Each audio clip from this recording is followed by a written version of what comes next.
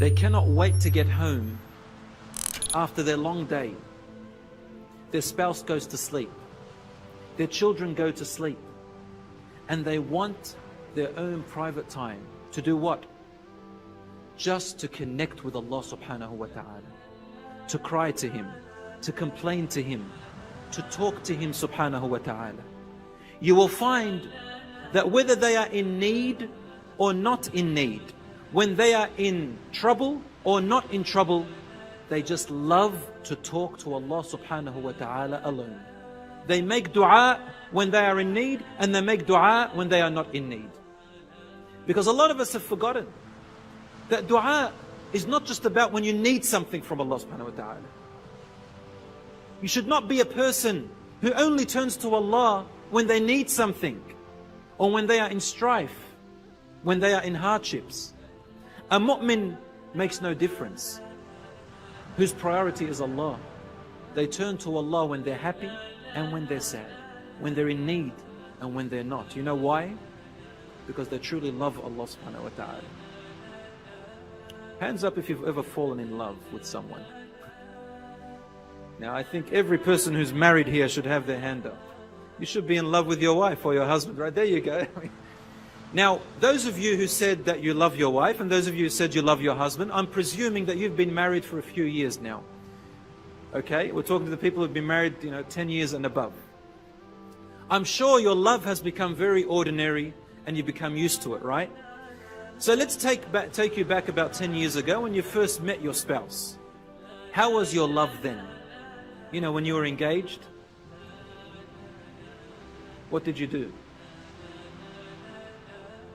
Your beloved was always on your mind, right? When you go to sleep, you dream about them. When you wake up, the first one you mention is them. That becomes your daily dhikr almost. So when you love that person so much, they're always on your mind. You want to call them, you want to speak to them. When you're at school, you're doing your exam, right? And you can't help but suddenly write your beloved's name accidentally. You think, what am I doing, right? You see them everywhere you go. You don't really need them. But because you feel an attachment to them, a love, you find yourself wanting to talk to them. You find yourself remembering them. So you start making dhikr. But your dhikr is the loved one. On a different note, imagine you've gone overseas. Who do you start remembering? You remember the loved ones. When you're in pain, who do you remember? You remember your loved ones. The more you are distant from your loved ones, the more you remember them. Not because you need them, but because you love them. Allah should be the most beloved to you more than anyone else. And if you love anyone more than Allah subhanahu wa ta'ala, listen carefully, if you love anyone more than Allah subhanahu wa ta'ala, then I would say that you are at risk of one day becoming harmful to yourself. You may be at risk of one day becoming suicidal. And I'm not joking. Why? Because anything or anyone you love more than Allah will one day leave you. You don't own your spouse. You don't own your children. You don't own your wealth. You don't even own yourself. My evidence? When you were born crying. You didn't want to come out into this world. You said, take me back inside. But you had to come out because you don't own yourself. You don't control yourself. And when you come to die, you can't give yourself another minute to live. Why? Because you don't own yourself. If a sickness befalls you, you can't take it away from you because you don't own yourself. You can prevent death from the people you love, but you can't because you don't own them. You don't own anything. You and I don't own anything, not even ourselves. We all belong to Allah subhanahu wa ta'ala. From Him we came and to Him we shall return. So if your love is for something that is temporary, then remember what Abu Bakr radiallahu anhu said at the time of the death of our beloved Rasulullah sallallahu alayhi wa sallam. What happened?